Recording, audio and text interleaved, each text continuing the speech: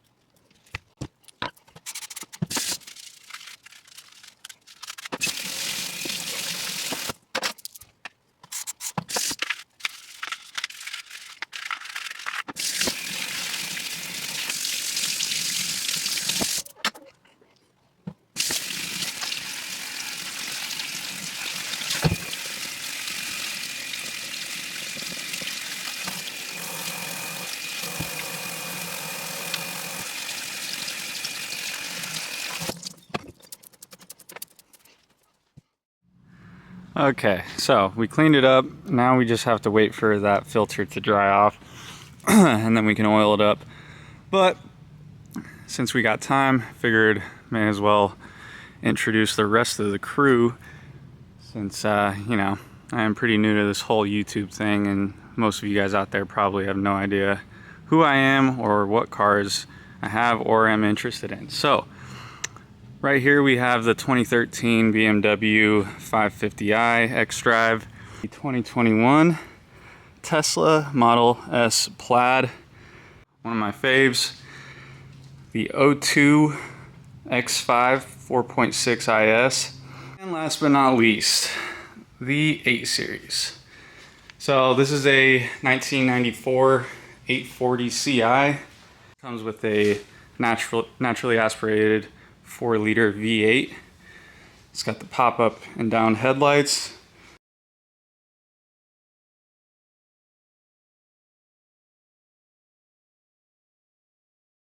Once this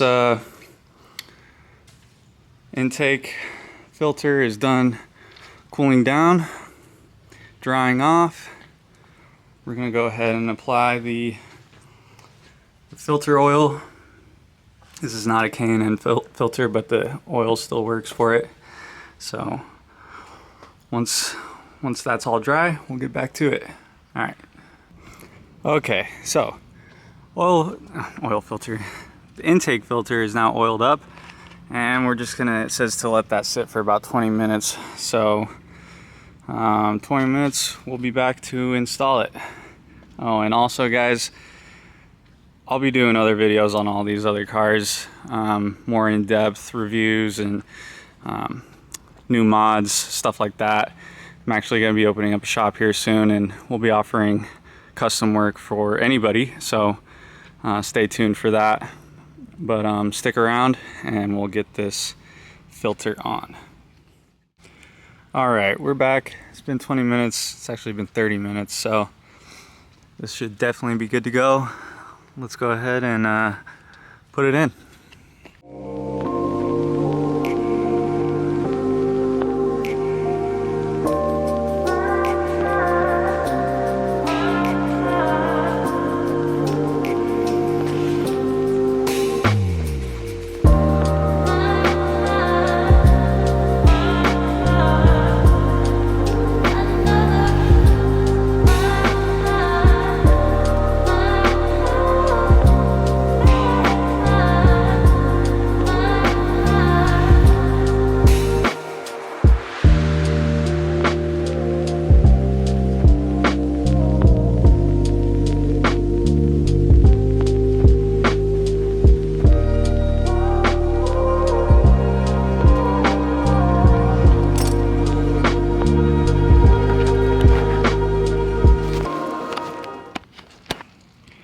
Alright guys, we did it.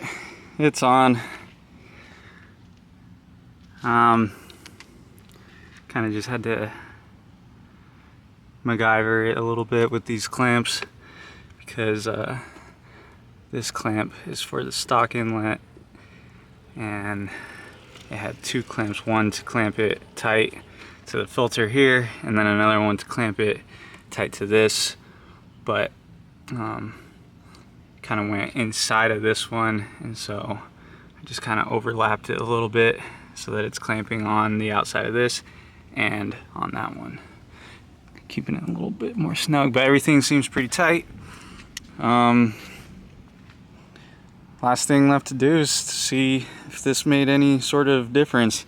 I mean, obviously I don't think we're going to be feeling that much of a power gain, but hopefully we'll be hearing some supercharger noises, get that whine to come alive a little bit. So let's check it out.